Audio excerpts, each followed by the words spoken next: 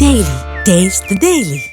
Speaker తీసుకున్నటువంటి నిర్ణయం పట్ల బీఆర్ఎస్ పార్టీ బగ్గుమంటున్నటువంటి పరిస్థితి ఉంది. కాసేపటి క్రితమే కాపీ కూడా రిలీజ్ చేసింది, పబ్లిక్ డొమైన్లో పెడతామని కూడా చెప్తోంది. దీని మీద కుత్బుల్లాపూర్ ఎమ్మెల్యే వివేక్ గౌడ్ ఉన్నారు, పార్టీ సీనియర్ నేత, మాట్లాడించే ప్రయత్నం చేద్దాం. సార్, ఎట్లా చూస్తారు ఈ అంశం? స్పీకర్ ఈరోజు తీసుకున్నటువంటి నిర్ణయాన్ని బీఆర్ఎస్ ఏ రకంగా నిర్ణయించుకోబోతుంది? ఈ నిర్ణయం గతంలో ముఖ్యమంత్రి గారు ఓపెన్ హౌస్లోనే ప్రకటించడం జరిగింది. 10 మంది ఎమ్మెల్యేల పార్టీ మారితే ఉప ఎన్నికలు వస్తాయా అని స్పీకర్ గారు ట్రిబ్యునల్ చైర్మన్ హోదాలో తీసుకున్న తీర్పుని ప్రభావితం గతంలో చేశారు. దానిపైన సుప్రీంకోర్టు ముట్టకాయలు వేసింది ముఖ్యమంత్రి గారిని. దానికి వారు క్షమాపణ కూడా చెప్పడం జరిగింది. మనందరం చూసాం ఆ విషయం కూడా. కాబట్టి ముఖ్యమంత్రి గారి ఒక మాటలు, వారి యొక్క ప్రభావం స్పష్టంగా కనపడుతోంది. వారు చెప్పిన మాటలని ఈరోజు ట్రిబ్యునల్ చైర్మన్ గారి, స్పీకర్ గారి యొక్క స్టేట్మెంట్ ద్వారా స్పష్టంగా కనపడతా ఉన్నది. అయితే దీంట్లో గతంలో స్పీకర్ గారు ఏ నిర్ణయం తీసుకున్నా కోర్టు జోక్యం చేసుకోలేవు, కోర్టు దీన్ని తలదూర్చొద్దు అని చెప్పేసి ఒక మాట అన్నది. కానీ ఈరోజు స్పీకర్ గారు ఎప్పుడైతే ట్రిబ్యునల్ చైర్మన్ హోదాలో తీసుకునే నిర్ణయాలు ఏవవుతున్నాయో వాటిని సమీక్షించవచ్చు అని చెప్పి కోర్టు స్పష్టంగా తెలియజేసి ఆ ఒక నిర్ణయాలు ఏవైతే పెండింగ్ ఉన్నాయో టైం ఫ్రేమ్లో తీసుకోవాలని చెప్పేసి కోర్టులో ఆదేశించడం జరిగింది. కాబట్టి ఆదేశానుసారమే ఈరోజు నిర్ణయం తీసుకొని సగం మంది ఎమ్మెల్యేలు ప్రకటించడం జరిగింది. రిమైనింగ్ 5 మెంబర్స్ చెప్పలేదు. ఇంకా ఇచ్చినటువంటి జడ్జ్మెంట్ కాపీ కూడా మనకు దాంట్లో పెట్టలేదు. ఇంకా మీ వెబ్సైట్లో పెడతామని చెప్పి అసలు పిటిషనర్గా మాకు ఇవ్వాలి, మాకు ప్రొనౌన్స్ చేయాలి, మాకు చెప్పాలి ఏ కారణం చేత మా ఒక పిటిషన్ డిస్మిస్ చేసారు అనేది స్పష్టత మాకు ఇవ్వాలి. ఈరోజు ఇవ్వలేదు. దానికైతే రిలీజ్ చేసినటువంటి పరిస్థితి ఉంది. పబ్లిక్ డొమైన్లో కానీ ఫోటోలు ఇంకా పెట్టలేదు. అయితే ప్రాసెస్ అని మీకు చెప్పారు. అయితే ఉన్నటువంటి నేపథ్యంలో సుప్రీంకోర్టు రేపు లాస్ట్ అని చెప్పిన నేపథ్యంలో ఎల్లుండి మళ్ళీ హియరింగ్ వస్తున్న నేపథ్యంలో ఎట్లా ఉండే అవకాశం? రేపు 3 ఎమ్మెల్యేల మీద కూడా నిర్ణయం తీసుకోవాలి. ఎల్లుండి ఖచ్చితంగా 10 మంది ఎమ్మెల్యేలకు సంబంధించిన నిర్ణయం తీసుకోవాల్సినటువంటి బాధ్యత వారికి టైం లిమిట్ ఉంది, తీసుకోవాల్సిందే. ఇంకోటి ఇప్పుడు ఇచ్చిన దాంట్లో స్టేట్మెంట్లో వెబ్సైట్లో అప్లోడ్ చేయడానికి అంటారు ప్రాసెస్ అని చెప్పింది. అంటే ప్రాసెస్ అంటే రోజు పడుతుందా, 2 రోజులు పడుతుందా, వారం రోజులు పడుతుందా, నెల రోజులు పడుతుందా, 2 నెలలు పడుతుందా? దానిపైన స్పష్టత ఇవ్వలేదు. Within time frame, within 24 hours, within 48 hours ఇవ్వాల్సిన అవసరం ఉంది. ఎల్లుండి కోర్టు పోయినప్పుడు కోర్టులో ఖచ్చితంగా అడుగుతాం కదా.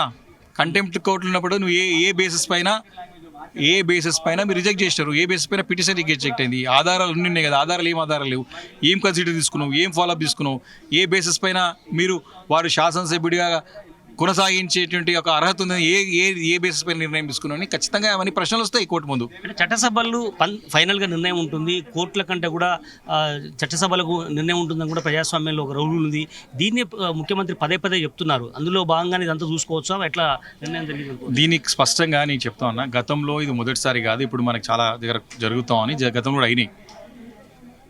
ఎప్పుడైతే స్పీకర్ గారు ట్రిబ్యునల్ చైర్మన్గా వ్యవహరిస్తారో, ట్రిబ్యునల్ వేరు, అసెంబ్లీ ప్రొసీడింగ్స్ వేరు. అసెంబ్లీ ప్రొసీడింగ్స్లో ఎప్పుడైతే స్పీకర్ గారు వ్యవహరిస్తారో ఆ అంశాల పట్ల కోర్టు జోక్యం చేసుకో.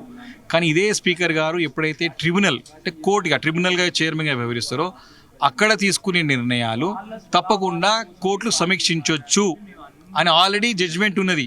ఇప్పుడు వీరు తీసుకునే నిర్ణయాన్ని కోర్టు ఛాలెంజ్ చేస్తాం. ఖచ్చితంగా తప్పుని చూసి తప్పు ఈ ఆధారపడి ముందు పెడతాం. సమీక్షించి దీనిపైన తప్పు నిర్ణయం తీసుకునే స్పీకర్ గారికి మళ్ళీ డైరెక్షన్స్ ఇస్తుంది. కాబట్టి డెఫినెట్గా అవుతుంది. అంటే దాంట్లో ఉన్న లోపం పట్టుకొని నేను టైంపాస్ చేస్తా అంటే దూరుకునే ప్రసక్తి, ఎందుకంటే టైం ఫ్రేమ్ కూడా పెడతాం అనుకోండి. బీఆర్ఎస్ పార్టీ ఆ రోజు చేసిందే మేము చేస్తున్నాం అనే విషయం చెప్తుంది. ఎందుకంటే తలసాని ఎమ్మెల్యే అయ్యిండో లేదో ముక్కుమ్మడిగా రాకముందుకే మంత్రి పదవి ఇచ్చినటువంటి ఆనవాళ్ళు మనం చూసాం కేసీఆర్. అందుకనే వాళ్ళు పదే చెప్తున్నారు. ఖచ్చితంగా కూడా వాళ్ళు పార్టీ కండవ కప్పుకోలేదు, పార్టీ వాళ్ళు న్యూట్రల్గా ఉన్నారనే భావన వాళ్ళు వ్యక్తపరుస్తున్నారు. కోర్టు ముందుకు అదే చెప్తున్నారు, స్పీకర్ ముందు కూడా అదే చెప్తున్నారు. మీరు ఫైనల్గా ఏం చేయబోతున్నారు రేపు హైకోర్టు? 2 ప్రశ్నలు అడిగారు మీరు. ఫస్ట్, హైకోర్టులో ఖచ్చితంగా పోతాం, ఆధారాన్ని పెడతాం, మనం సస్పెండ్ చేపిస్తాం. గతంలో వాళ్ళు చేసారు కదా, మేము ఇప్పుడు చేస్తామంటే ఇది ఎట్లుందంటే పులిని చూసి నక్కవాతలు పట్టుకుని చూసినావా? పులిని చూసి నక్కవాతలు పులి అయిపోతుందా? పులి ఉంటుంది, నక్కనే ఉంటుంది కదా. కాబట్టి అప్పుడు 2/3 మెజారిటీ ఉంటే దీన్ని అఫీషియల్గా మేము దాన్ని మన విలీనం చేసినాం. రాజ్యాంగంలో ఉన్నటువంటి ఇన్స్టిట్యూట్ ప్రకారం వీ హ్యావ్ డన్ ఇట్. మీ చేతనైతే చేత కాదు కదా, అదే అంటారు కదా. అప్పుడంటే చెప్తున్నాం, పులిని చూసి నక్కవాతలు పెట్టుకున్నట్టు రేవంత్ రెడ్డి గారి వ్యవహారం ఉన్నది. పులియే, నక్కనే, కేసీఆరే, రేవంత్ రెడ్డి. మొత్తానికి గతంలో ఖచ్చితంగా కూడా మేము రూల్ ప్రకారమే ఫిరాయింపు చేయడం జరిగింది. ఆనాడు ఉన్నటువంటి తెలుగుదేశం పార్టీ నుంచి ఎమ్మెల్యేలందరూ కూడా ఇప్పుడు ఉన్నటువంటి పరిస్థితి వేరు. ఇప్పుడు కొద్ది మందిని మాత్రమే తీసుకున్నటువంటి పరిస్థితి ఉంది. ఖచ్చితంగా భవిష్యత్తులో మేము హైకోర్టుకు వెళ్తాము, సుప్రీంకోర్టులో కూడా ఎలాగూ మా వైపు న్యాయం జరిగేలాగా మేము ఫైట్ చేస్తామన్నటువంటి భావన వివేక్ చెప్తున్నారు. కెమెరా పర్సన్ తేజతో నరేందర్, జీ తెలుగు న్యూస్, అసెంబ్లీ నుంచి.